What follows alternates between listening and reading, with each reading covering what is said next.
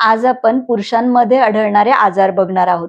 त्याच्यामध्ये सगळ्यात महत्त्वाचा म्हणजे 40शी नंतर होणारा कॉमन तक्रार म्हणजे प्रोस्टेट इन्लार्जमेंट. असे तर प्रोस्टेटचे खूप आजार आहेत. प्रोस्टेटिक सिस्ट असते, प्रोस्टेटला सूज येते, प्रोस्टेटमध्ये स्टोन असतो. पण कॉमनली आढळणारी तक्रार म्हणजे प्रोस्टेट इन्लार्जमेंट. काय होतं यामध्ये? तर वयाच्या 40शी नंतर जसं वय वाढतं, तसं प्रोस्टेटची इन्लार्जमेंट होते. तर हे तुम्ही इग्नोर करून चालणार नाही. याच्यामध्ये कॉमनली कुठली लक्षणं दिसतात?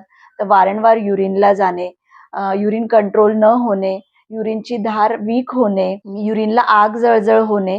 जर या छोट्या तक्रारी असतील, तर इग्नोर करू नका. तुम्हाला डायग्नोज करावं लागेल, की तुम्हाला युरिन इन्फेक्शन आहे, डायबिटीज आहे का प्रोस्टेट इन्लार्जमेंट आहे. जर prostate enlargement mild to moderate स्वरूपात असेल, तर इनिशियल स्टेजेसला ती होमिओपॅथिक ट्रीटमेंटनी कंप्लीटली बरी होऊ शकते.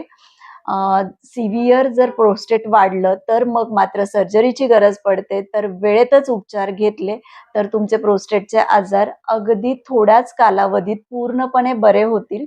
यासाठी तुम्ही क्लिनिकला कॉन्टॅक्ट करू शकता किंवा ऑनलाईन मेडिसिन ऑर्डर करू शकता.